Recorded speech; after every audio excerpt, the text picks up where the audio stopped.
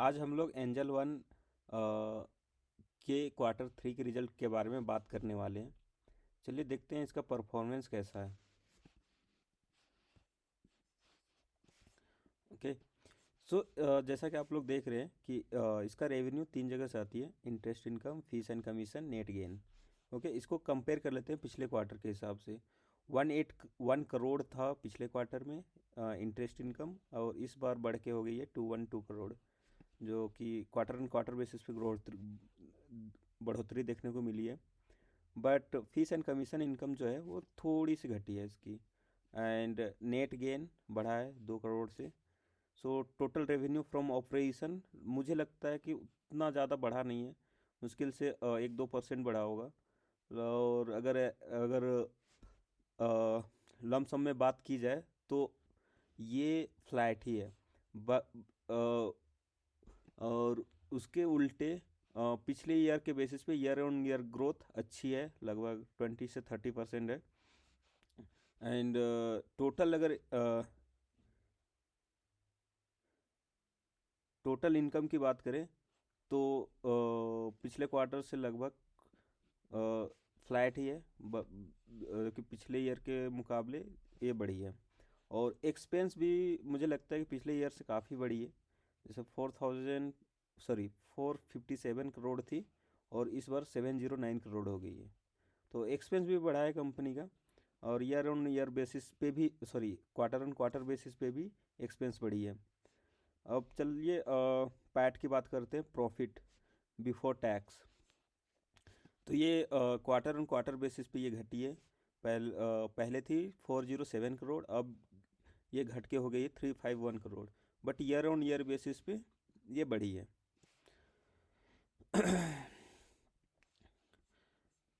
और अगर net profit की बात करा जाए तो यह ऑब्वियसली अगर पैट घटा है पिछले क्वार्टर के मुकाबले, तो नेट प्रॉफिट भी घटेगा। तो 304 करोड़ से ये घट के होगी 260 crore. But year on year basis पे ये ठीक है इसका ग्रोथ।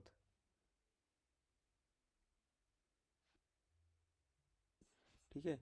अब आगे चलते हैं, इसका देख लेते हैं कि ईपीएस में क्या सीन है।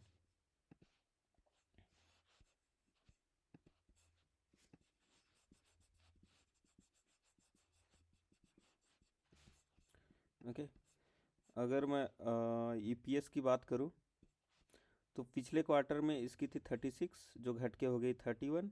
But year on year basis पे ये बढ़ोतरी देखी गई है।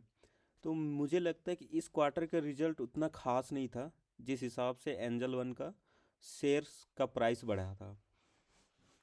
तो अगर इस शेयर की टेक्निकल एनालिसिस करा जाए तो ये इस समय में अगस्त से रैली पकड़ी थी, और डबल देखने को मिला है लगभग। अगर यहाँ पे अगर हम लोग देखेंगे, जस्ट अ सेकेंड। ओके, अगर मैं यहाँ से देखूँ, यहाँ से बढ़ी थी 4 अक्टूबर से लेके अभी तक लगभग 100% का रिटर्न कंपनी दे चुकी है। वो भी पिछले क्वार्टर के रिजल्ट के बेसिस पे, क्योंकि पिछले क्वार्टर का रिजल्ट बहुत अच्छा था। लेकिन इस बार क्वार्टरली रिजल्ट उतना अच्छा नहीं है। तो मुझे लगता है कि कल हमें कुछ गिरावट देखने को मिल सकती है।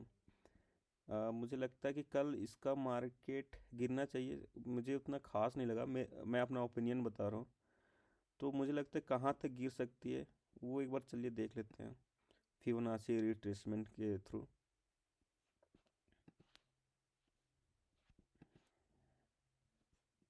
फिब रिट्रेसमेंट, जैसे यहीं से ड्रॉ कर लेते हैं।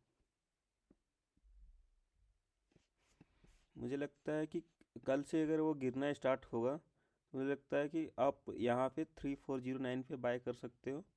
और अगर वहाँ से अगर नीचे अगर गिरता है सेकेंड लेवल, तो ये आपका 3104 यहाँ पे आप बाय कर सकते हो। ज़्यादा वैसे गिरेगा नहीं, लेकिन मुझे लग रहा है कल ये गिरेगा, और देखते हैं कितना गिरेगा। और दूसरी बात अगर मैं बताऊँ, एंजल वन सर्विलेंस में भी है। जैसे आप इस पे बाय करने जाओगे तो यहाँ पे दिखाता है कि angel one is under surveillance in part of the ASM GSM. क्योंकि ये 3-4 महीने में डबल हो गई है। तो अचानक से इतना वॉलेटिलिटी एंड इतना पैसे कैसे लग रहे हैं, इसलिए इसलिए ये अंडर सर्विलेंस आ गई है एएसएम एंड जीएसएम कैटेगरी के अंदर। तो इसमें पैसे लगाने से पहले थोड़ा सा इसका जांच पड़ताल आप कर लीजिएगा, क्योंकि थोड़ा सा डरना चाहिए इसमें पैसे लगाने के लिए, क्योंकि एकदम से शार्प मूव हुई है। और अगर कोई शेयर का प्राइस अगर इतना जल्दी बढ़ता है, डबल होता है 2-3 महीने में, तो गिरने के भी ज़्यादा चांसेस होते हैं। तो मैं बोलूँगा कि आप थोड़ा वेट कीजिए, 10-15 दिन इस शेयर्स को देखिए एंड देन इस पे पैसा लगाइए। तो मैं तो इसको थोड़ा सा वॉच करूँगा 15 दिन, 15 डेज एंड 20 डेज, जब थोड़ा सा ये करेक्शन करेगा and then I will add my money. So ये था एंजल वन की Q3 रिजल्ट्स का रिव्यू, एंड कल इसका मार्केट सिनारियो सीन क्या होगा मैं अपने ओपिनियन के हिसाब से मैं बता दिया। चलिए, ये था रिव्यू। अगर थोड़ा सा भी सही लगा हो तो लाइक एंड सब्सक्राइब कर दीजिए। ये मेरा अ, दूसरा या तीसरा वीडियोस होगा एंजल वन का मैं रिव्यू दे रहा था। तो देखता हूँ कल एंड परसों भी मैं कुछ स्टॉक्स के Q3 का एनालिसिस करूँगा एंड टेक्निकल एनालिसिस करूँगा कि मार्केट का क्या रवैया होगा बेस्ड ऑन Q3 रिजल्ट। तो चलिए यहीं से क्लोज करते हैं। Thank you, bye.